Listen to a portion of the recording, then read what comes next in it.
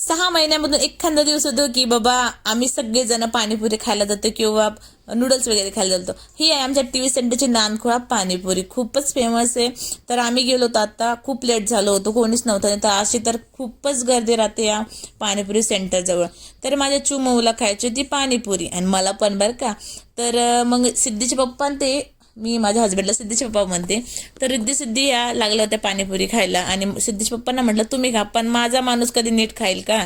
त्यांना तर केस दिसला असं त्यांना प्रत्येक वेळेस काहीतरी काही दिसतच राहतं। आणि इकडे चालू होती माझी पाणीपुरी खाणं। आमची पाणीपुरी खाल्ल्यानंतर आम्ही गेलो होतो नूडल्स खायला।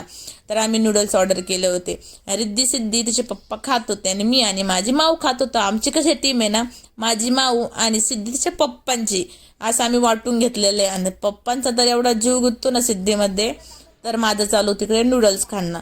आणि नूडल्स खाल्लं माझे झाले, मावचूचं केव्हा चालू नूडल्स खायचे, पण थोडेफार खाल्लं की झालं यांचं पोट भरून जातं आणि नंतर येतो त्यांना कंटाळा खायचा।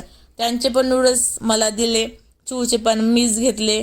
आता तर मला बळजबरी नूडल्स खावं लागणार आहे, कारण पैसे पे केले होते ना आपण, म्हटलं आपले पैसे गेले तर वसूल करायचे। मग चू आणि माऊचे दोन्हींची ताटं मी घेतले आणि त्याच्यामधलं उरलेलं मला बळजबरी खावं लागलं।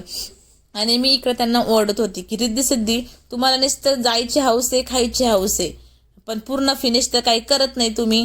तर मग आमचं झालं होतं नूडल्स खाणं। मग निघालो आम्ही घरी, एवढी थंडी होती, आम्ही कुडकुड करत होतो सगळेजण। आणि मग आलो होतं आमचं घर